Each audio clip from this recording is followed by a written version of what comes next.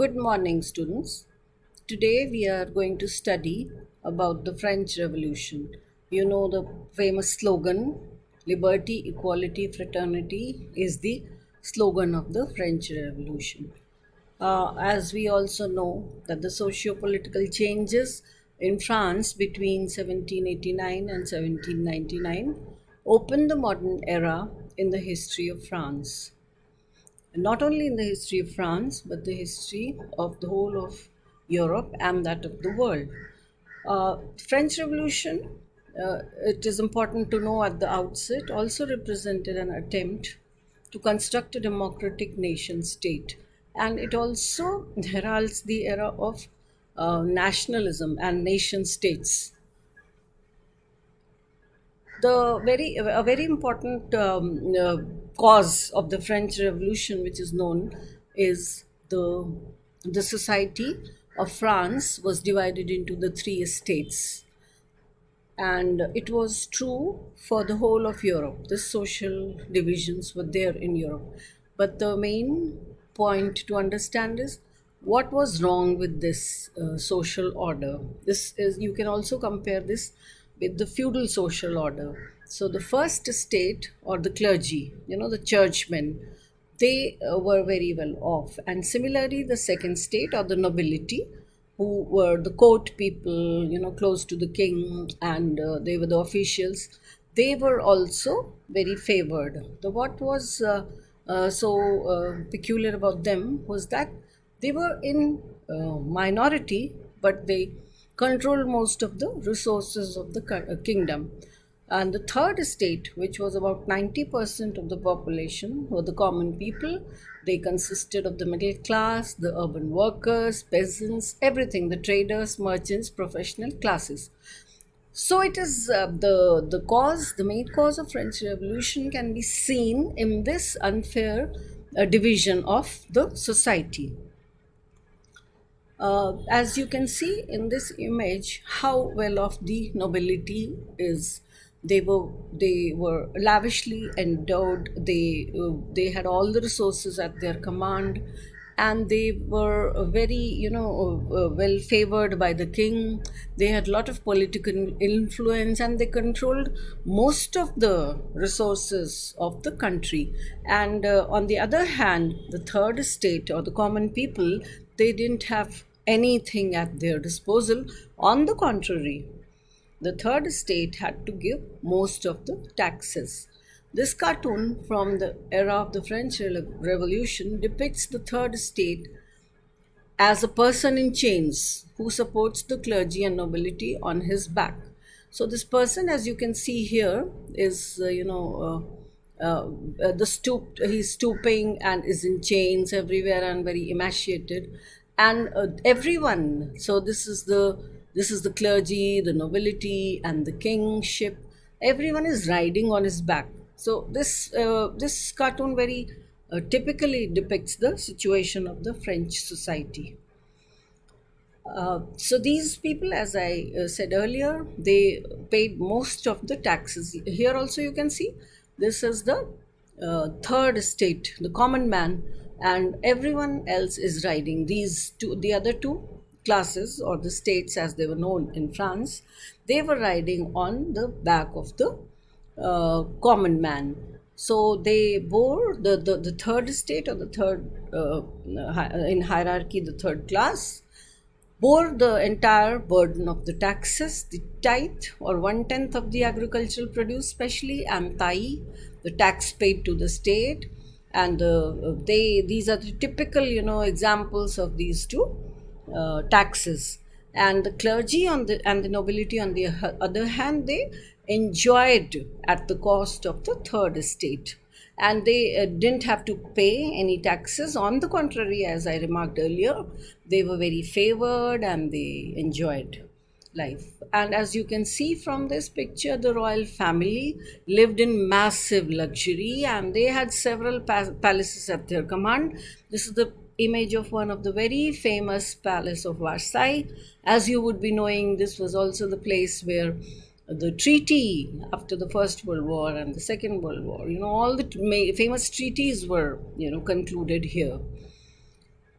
This is another picture of the Palace of Versailles, and you can see the opulence of the royal family from these pictures. Another very important cause of the French Revolution was the contribution, the ideological contribution of the political philosophers. These were a class of people, we can say not essentially middle class, but they belonged to the most of them belong to the upper, the first or the second estate, and they were the ones who gave an intellectual, edge to the society through their ideas, through their writings. So, one of the few, you can see the pictures of the three famous philosophers, although there were a lot many more of them. One is John Locke, Jean-Jacques Rousseau, Montesquieu, Voltaire. You can go on naming them. They had a major role to play in the French Revolution. The one of the major typical scene of the French Revolution is depicted here. There were known as the subsistent riots or food riots. This was also the period when France, like other countries of Europe, more so in France, the debts were rising, and because of the expensive wars and the expensive lifestyle of the clergy, nobility, and the king, and the common people, as I remarked earlier, they were bearing the brunt of all the oppression, poverty, famine, and they didn't have enough to eat. So many of them would go hungry most of the time.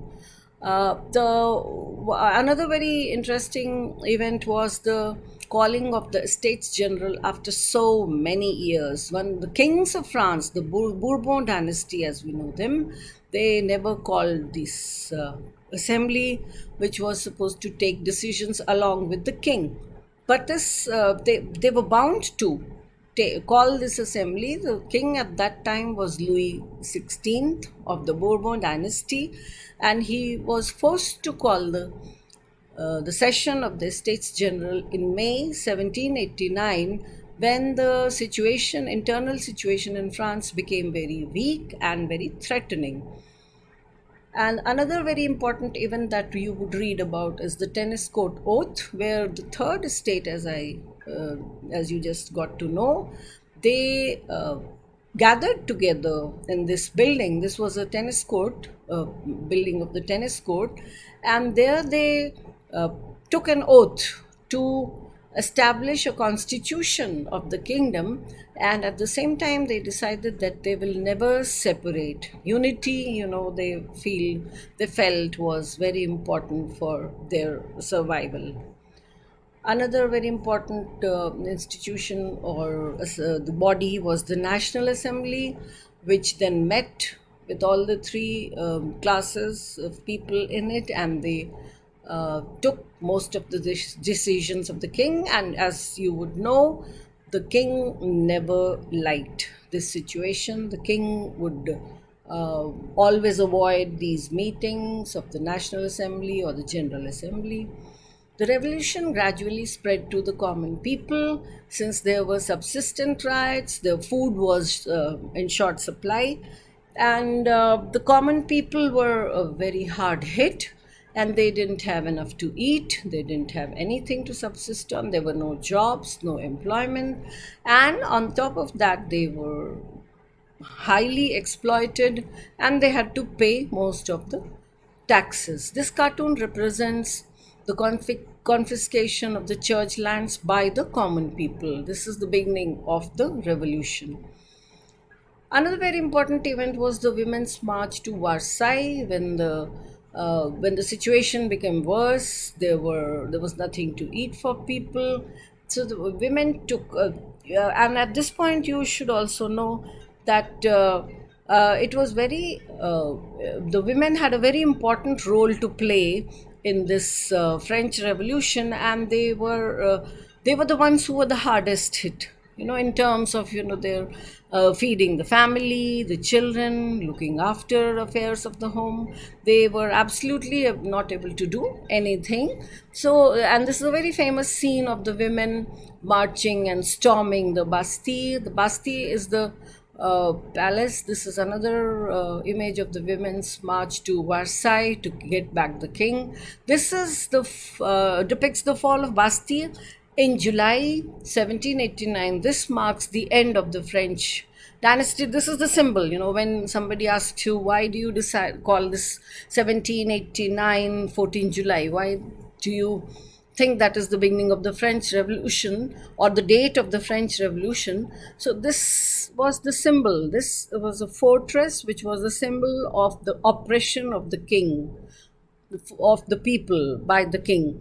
So it was the people, the common man, and at this point, it is also interesting to know that most of the classes in France, they got together. That is also a very important point to understand here. And they got together, came together, and with their hands they destroyed this fortress. So this, you can imagine the anger of the people. So this is symbolic of French Revolution, the fall of Bastille. And finally, it is very important this point to know that it was the one of the first constitutions of France that was adopted at this time. This was known as the Declaration of the Rights of Man and Citizen. It gave men those fundamental rights which we today, take so much for granted. And the final event, which marks the end of this period of the first phase of French Revolution, was the capture of the king. The king was arrested and finally he was guillotined. Guillotine was an instrument of beheading people, which was also discovered in the French Revolution. And the execution of Louis XVI and later his wife, Marie Antoinette, also marks the end of this first phase of French Revolution and the end of monarchy in Europe, in France, which is a very significant, benchmark for the French Revolution. Thank you.